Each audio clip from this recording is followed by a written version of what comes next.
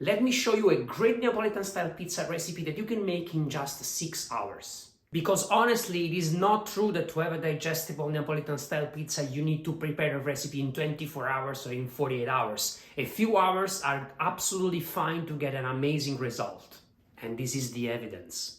As always says, this is a Neapolitan style pizza. We only need 4 ingredients: flour, water, yeast and salt, and that's all about it. We start adding flour in our mixer bowl and we let it run just for 1 or 2 minutes in order to have the flour getting a bit of air or oxygen if you want. We then add yeast. In this case I'm using fresh one.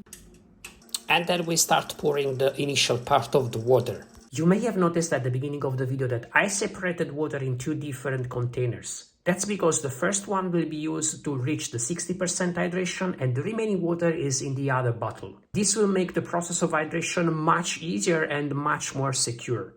Make sure to add water slowly. You want to make sure that flour absorbs it very well. And now let the mixer go for several minutes. You want to make sure that the initial gluten mesh is created before you start adding salt and then the remaining part of the water. Be patient and let the spiral mixer go and work. To me, this is a very exciting part of the kneading of pizza dough.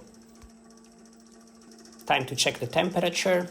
Pretty good so far, so we are ready to add salt and then the remaining part of the water. This is one of the most critical part of the pizza kneading process. You have to be really patient, and before adding other water, you want to make sure that the previous one is very well absorbed. You can notice that when I add the water, the dough is still compact. It means that we did a good job before and that we can add water easily. But of course, here as well, a good flour makes a huge difference. We are close to the end of the process, so we measure once again the temperature. This time is 24 degrees, it's absolutely perfect. One more test before we move to countertop. Look at how elastic is this pizza dough. Next step is to prepare the pizza dough for the first fermentation in an oiled container.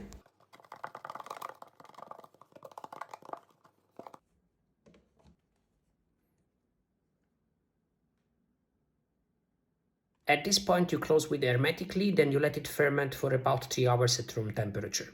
After that we are ready to prepare our dough balls. Take the container, move it upside down, and then let's start to make our dough balls.